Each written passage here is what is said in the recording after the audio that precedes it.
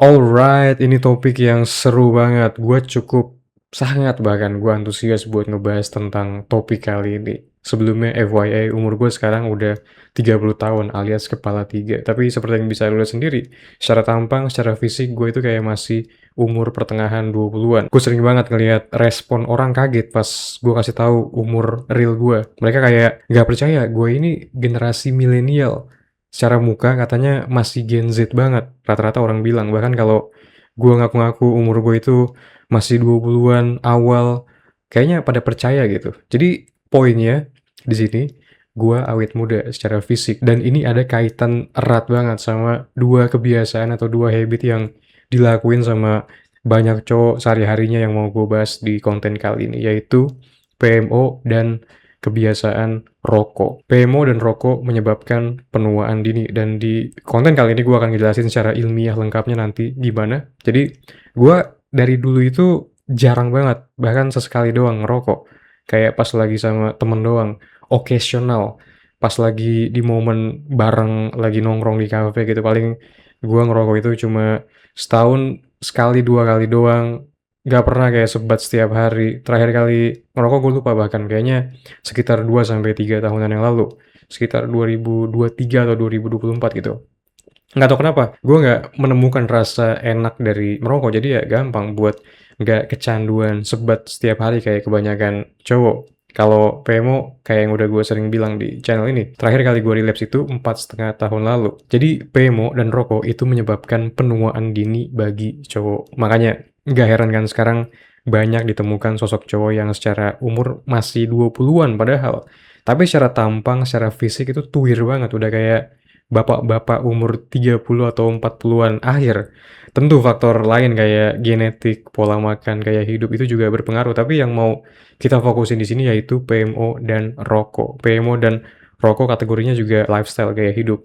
Penyumbang kontribusi terbesar bagi penuaan dini yang dialami sama kebanyakan cowok. Jadi kalau lo sekarang ngerasa muka itu rasanya kayak kusem banget, bopeng-bopeng, pucet juga karena kurang aliran darah, udah muncul keriput-keriput halus, rambut di kepala udah mulai rontok atau ubanan. Pokoknya muka udah kehilangan aura jiwa mudanya, dan posisinya sekarang lu hobi PMO dan rokok setiap hari.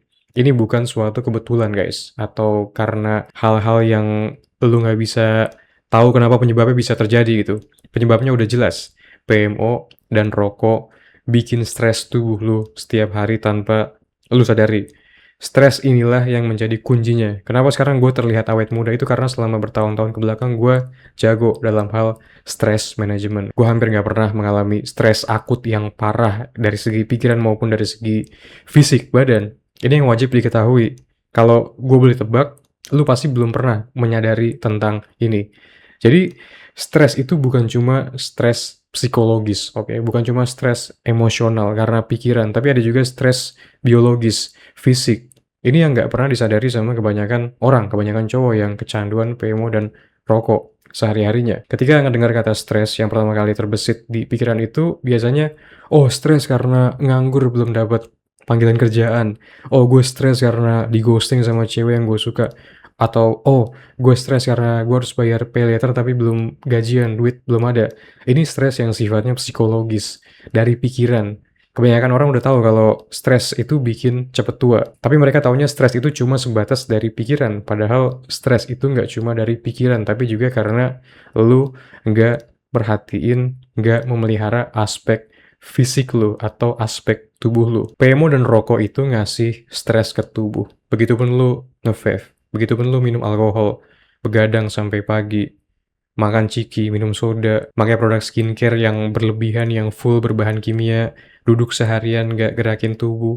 Ini semua juga stresses your body, dan sama halnya kayak stres dari pikiran, ini juga naikin kadar hormon kortisol dan ujung-ujungnya lu pasti mengalami penuaan dini, mempercepat penuaan dini. Pertama-tama kita lihat gimana PMO bikin tubuh lu stres. Dopamin naik tinggi, lalu crash. Hormon prolaktin juga naik tinggi.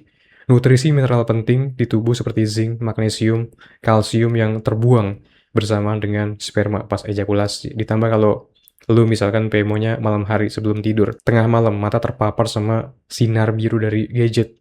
udah secara hormon di tubuh lu kacau karena habis relapse, terus habis itu lu tidur, secara recovery juga jelek karena sinar biru mengacaukan deep sleep. Oke. Ditambah juga pikiran jadi stres habis itu karena lu nyesel, merasa bersalah. Tubuh stres, pikiran stres. Ya gimana muka lu nggak kelihatan 10 tahun lebih tua? PMO sangat bikin stres tubuh. Nggak cuma dari sisi biologis, fisik, tapi juga dari sisi pikiran. Terus yang lebih parahnya lagi kalau dipikir-pikir gitu, lu nggak dapet apa-apa dari PMO. Kalau kerja capek, stres masih oke karena lu dapet duit setelahnya. Atau secara karir jadi menanjak. Tapi lu PMO capek banget, lebih capek bahkan, lebih stres dari kerja. Dan lu dapet apa setelahnya? Nothing bro. Yang kedua, rokok atau nge-vape sama aja, bahkan lebih parah menurut gue. Rokok itu vasoconstrictor, oke? Apa itu vasoconstrictor? Yaitu menyempitkan pembuluh darah. Penjelasan simpelnya. Aliran darah di tubuh lu jadi nggak lancar gara-gara sebat, gara-gara rokok. Makanya kalau lu perhatiin temen lu yang perokok berat itu biasanya bisa lu lihat sendiri wajahnya.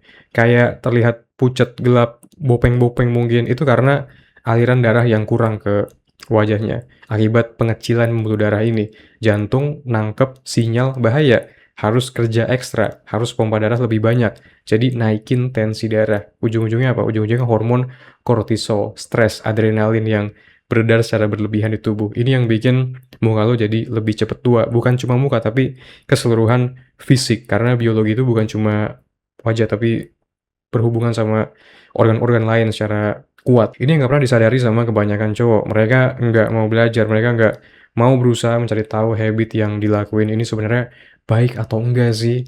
Kesadaran buat bertanya sama diri sendiri itu nggak ada gitu, parah banget. Ya karena ngelihat temen, karena ngelihat orang sekitar pada sebat, kelihatan keren, kelihatan laki sejati, kelihatan maco, kelihatan sigma banget, makanya jadi terpengaruh ikut-ikutan. Oke, jadi kesimpulannya, hal yang mempercepat penuaan dini itu stres.